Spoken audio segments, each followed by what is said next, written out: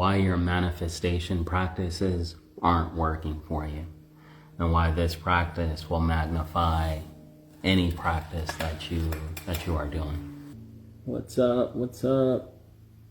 Welcome, welcome. What's up? Messiah, G Demon Slayer. What up, what up? We're live, we're on TikTok right here and Instagram over here. We're just talking today a little bit about manifestation, why your manifestation practices may not be working for you. What's up, Ashley? You know, a lot of people, I've always been, interested in manifestation. I know a lot of people who are also interested in manifestation. Throughout the years I experienced, some positive, some negative. But for me, in my own individual practice, I think it actually took me on, a journey of actually finding something that actually worked for me. I remember watching The Secret and learning about different practices. There's so many. You have the law of attraction, you have, The Secret, you have the law of assumption, you have visualization, you have the 3-6-9 method, where you write down, your manifestation, things that you want to manifest 3 times in the morning, 6 times in the evening, 9 times at night. So there's so many different ones.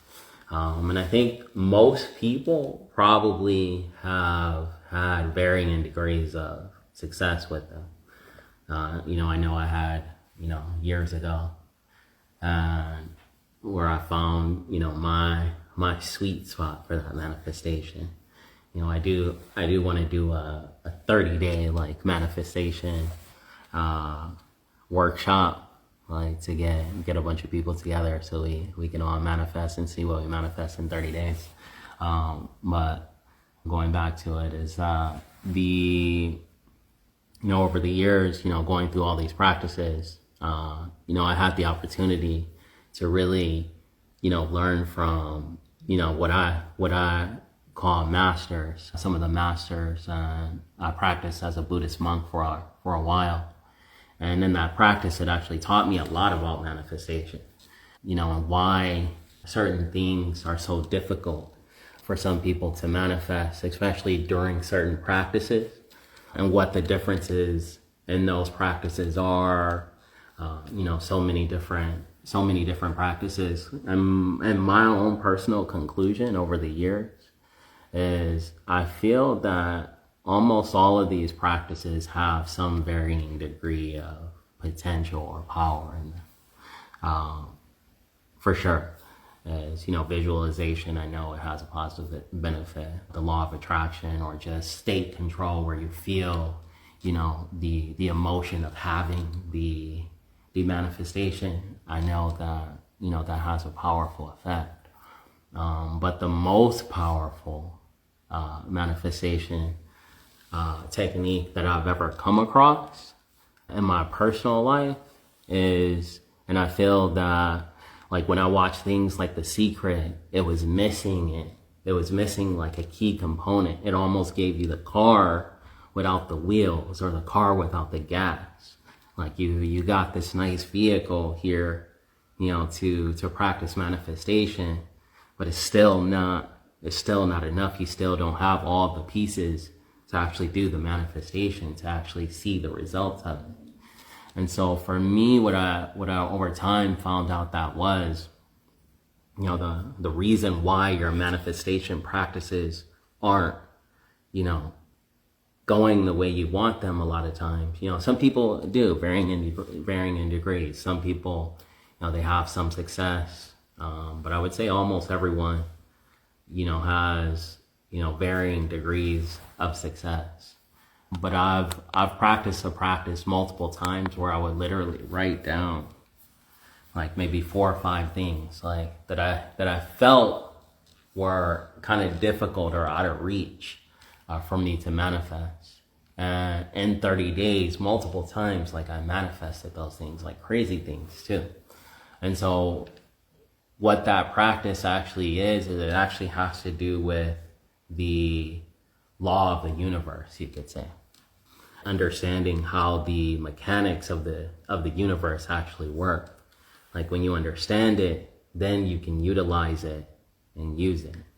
And so everyone has heard of this, but it's karma, or in the Thai tradition, which is the tradition that I learned from, it's the accumulation of what they call merit, or I would translate it to, and so Western people can understand it.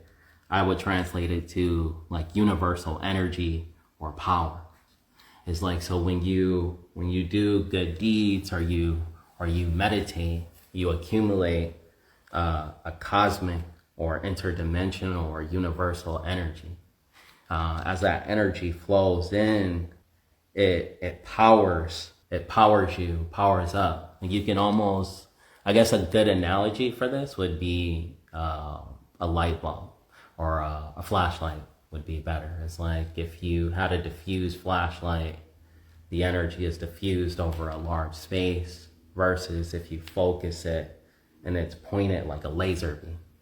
And so when you're accumulating the energy like that, that's what you're kind of doing. You're focusing the energy into a laser almost. So then when you direct the intention of what you want to manifest, it's much more potent. Not only is the mind more focused and precise, but then the manifestation itself is powered by more energy. You can think of in the universe in terms of, like, you could think of it in this way. It's like in terms of science, everything is created by energy. And so the more energy you have to put behind the manifestation, the better, or the more probable the manifestation would be to manifest that, if that makes sense. But so this is the key component.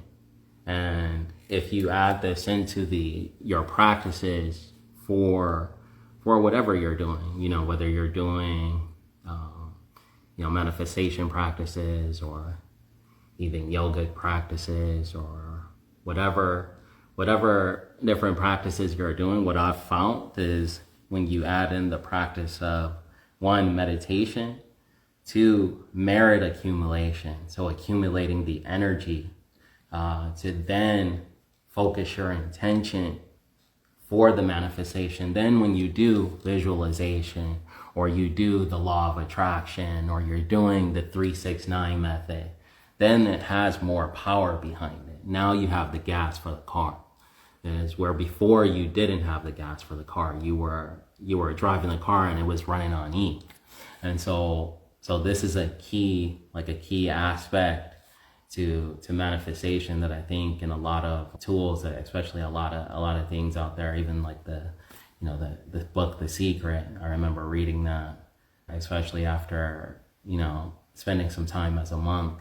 I felt there was a lot of really good material, but it didn't give people the actual tool they needed to actually take it to the next level. And so using that practice, going a little bit deeper on that, is when you're meditating, or any deed or thing that you're doing out in the universe, it always carries energy to it. There's always going to be an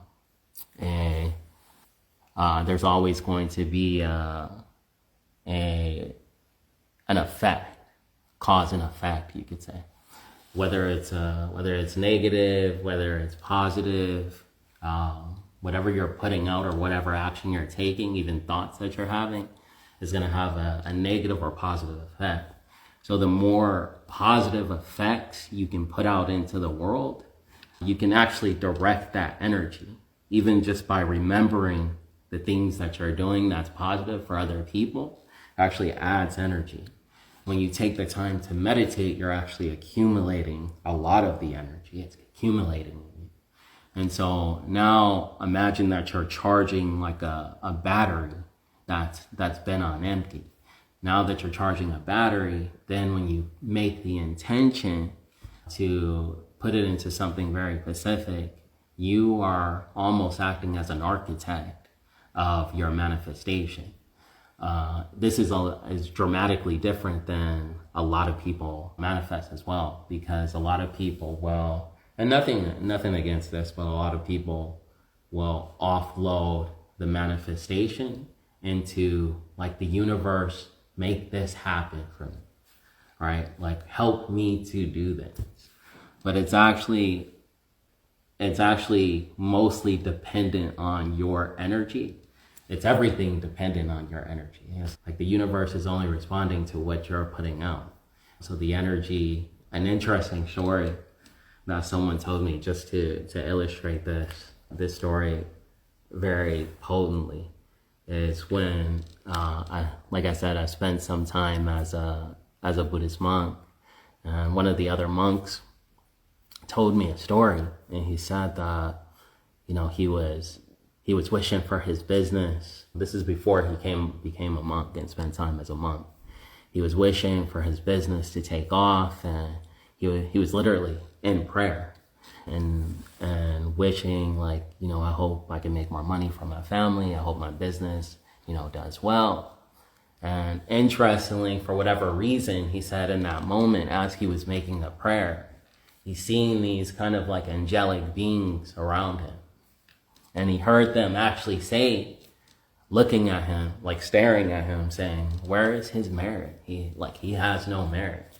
Like, why would we help him with these things when he doesn't have the energy? Or you could think of it, I call it universal currency. He doesn't have the energy to actually get what he's asking for. A lot of us, we've heard the term as above, so below. You can learn from our world how the universe as a whole works. So just as this world works in terms of, this may be hard for some people to believe, but just as this world works and things like currency, like you can't walk into a BMW dealership with no money and say, hey, I want that BMW right there. That's not going to happen. Well, in the universe is the same way. It's like, you can't be like, hey, I want this, but there's no reason for it to give you these things. It's like you have no deeds to show for it. You have no energy to back it up. You don't have the universal currency to show that, this is what I deserve here. It's like the universe works in that way, in a similar way. You need the universal currency to actually be able to attain certain things. Even knowledge is attained through the same thing. You can't even access certain knowledge in the universe unless you have the universal currency to actually be able to access it. It's like your quote. Which one? The dark heart. Yeah, so there's a quote that I love so much. It says that the universe will never reveal its secrets to a dark heart. It's like the more you do certain practices, you'll understand the true nature of the universe. It's very, just as we are intelligent beings, it is an intelligence or a super intelligence of its own, and it's reacting to us. It is us. It's a part of us.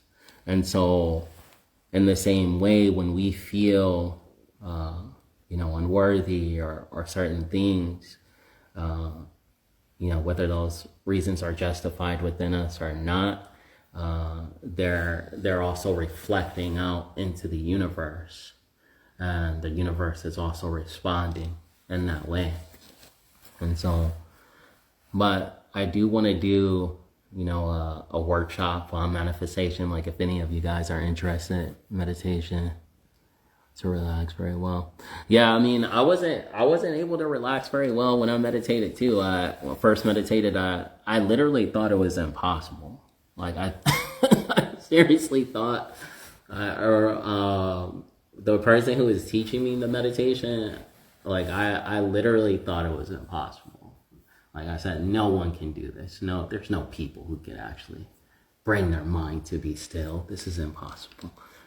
But I've been practicing for 20 years now, and so I had a lot of practice and over time, and so obviously my belief changed over a lot of difficult hours of meditation and concentration and trial and error and everything. You can get to a point where even if you're not, and this is the thing too that I think people really can understand, like you don't have to be an expert at meditating to actually benefit from meditation, like, and to benefit from the power of meditation. And like I was saying earlier, it's like I did multiple times. A Buddhist monk once taught me this. He taught me that, he said, take a piece of paper. He's like, I want you to write down 4 things that you want to manifest. Just write down 4 things that you want to manifest.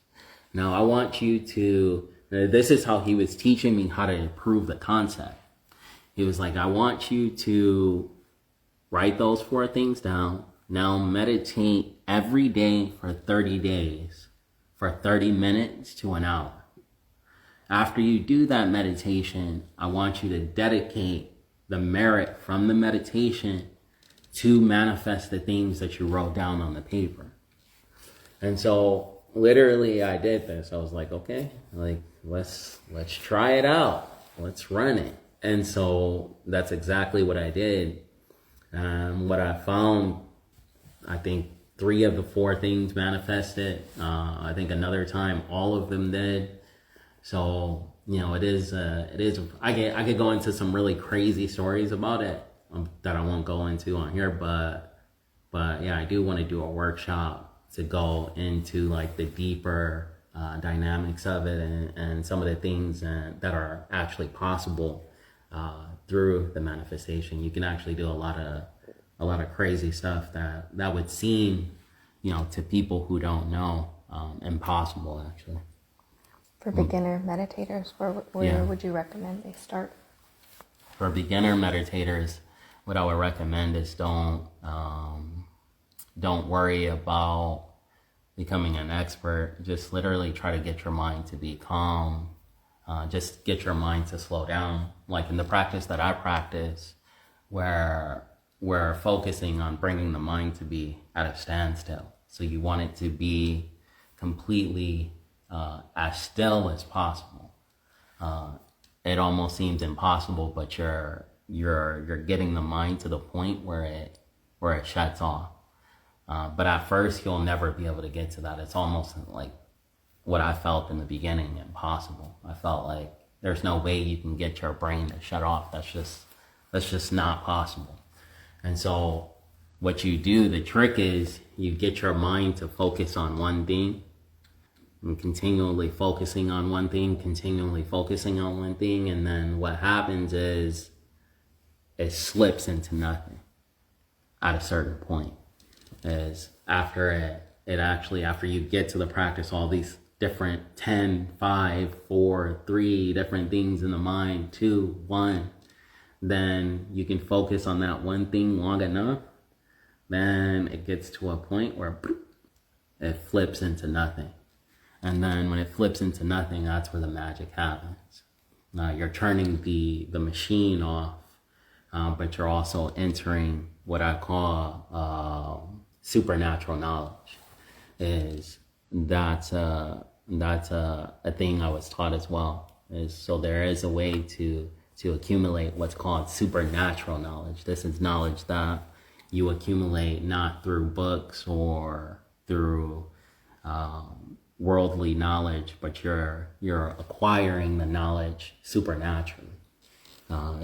It's not coming through the vehicle of the brain, but through other things. But yeah. But we should do any of you who are interested in actually doing like a workshop. Like I actually want to do like some kind of, whether it's a week or whether we do anyone who's interested in doing like the 30-day practice, like of actually practicing this technique and continually doing it. And at the end of the 30 days, like, see if it worked. Because really, like, people could tell you a lot of things, but at the end of the day, you have to test it and see for yourself. Only through that will you know if it's actually the truth or not. But yeah. They said, "Let's go, count me in." Let's go, let's do it. But the link is in the bio. If you guys want to join the newsletter, we'll be doing more talks like this. We'll be doing some meditations as well. Once a month, we do some meditation events as well. So join our newsletter. Click the link in the bio, and just keep tracking, keep up to date. The more people and the more community we can build on here together, and focusing on doing positive things, sending love and compassion out into the world, creating the lives and wishes and happiness in our lives as well through positive manifestations. The more we can do that and come together as a group and do that, it'll be really powerful. So we invite you guys to join the Love Tower, join our newsletter, and let's go. Thank you guys for joining this week. See you guys on our next one. Will be Wednesday at 6 p.m. See you guys.